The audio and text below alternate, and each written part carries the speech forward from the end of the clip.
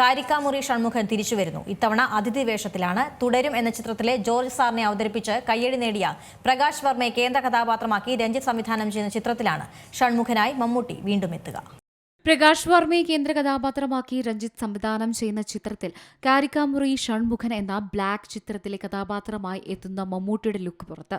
കടുക്കനിട്ട് double pocket shirt ധരിച്ച് ചിരിച്ചുകൊണ്ട് നിൽക്കുന്ന മമ്മൂട്ടിയെ ദൃശ്യത്തിൽ കാണാം. 22 വർഷങ്ങൾക്ക് ശേഷവും ഷൺമുഖത്തിന്റെ ലുക്കിൽ വലിയ മാറ്റമൊന്നുമില്ലെന്ന് ആരാധകർ പറയുന്നു.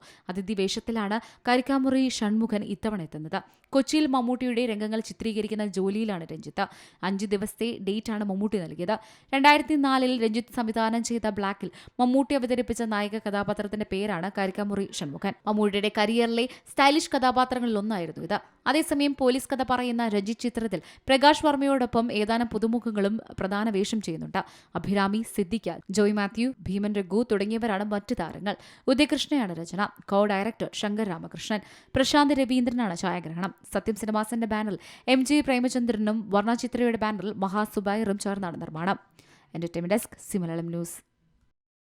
ഏറ്റവും പുതിയ വാർത്തകളും വിശേഷങ്ങളും വിരൽ തുമ്പിലറിയാൻ സീ മലയാളം ന്യൂസ് എല്ലാ ഡിജിറ്റൽ പ്ലാറ്റ്ഫോമുകളിലും ലഭ്യം.